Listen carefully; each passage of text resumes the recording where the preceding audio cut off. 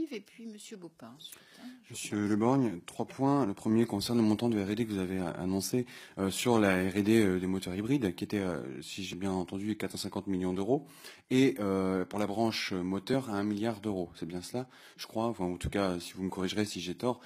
Ces montants-là...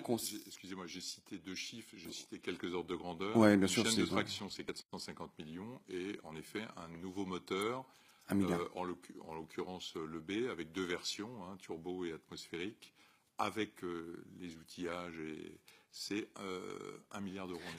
Ma question concerne, sont des montants propres à PSA ou c'est des montants de R&D à la fois PSA et collaborative, puisqu'on sait quand un donneur d'ordre tel que vous engagez des projets de R&D, cela émane forcément sur les équipementiers rang 1, rang 2 qu'il y a autour. On pense à Valeo notamment pour la partie hybridation, mais on pense aussi au centre d'essai, et je pense notamment au centre d'essai turbo de Brie-la-Bussière, le Crytem 2A.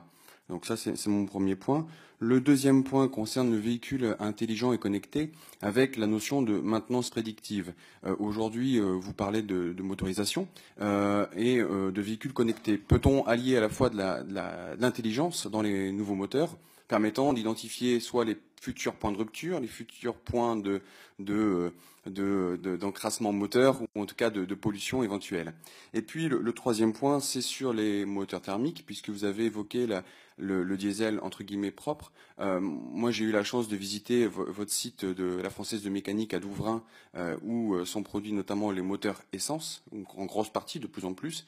J'ai cru comprendre que la dynamique était tournée justement vers un moteur essence hybride, downsizé, avec la réduction justement du poids du moteur, permettant d'alléger à la fois le poids véhicule et donc de répondre à cette contrainte du véhicule moins consommateur.